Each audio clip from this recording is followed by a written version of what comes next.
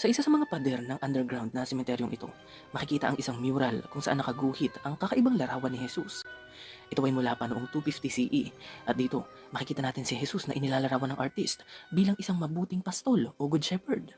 Sa pagkakataong ito, ang kanyang suot ay nakakaintriga rin dahil ito ay tradisyonal na kasuotan ng mga Romanong pastol noong mga panahong iyon at kapansin-pansin din na parang meron siyang dalang sling bag. Hindi rin mahaba ang kanyang buhok at mukha rin siyang binata sa paglalarawang ito. Sa kanyang kamay, meron siyang bitbit na balde ng tubig at sa kanyang balikat naman, makikita natin ang isang tupa o kambing. Ngayon mga ka-LE, mahalagang malaman na hindi si Jesus ang unang Diyos na inilarawan ng mga artist sa ganitong paraan. Sa katunayan nga mga ka-LE, ang ganitong tema kung saan ang Diyos ay may bitbit na kambing o tupa sa kanyang balikat o likod ay hindi na bago para sa mga Romano at Griego noon.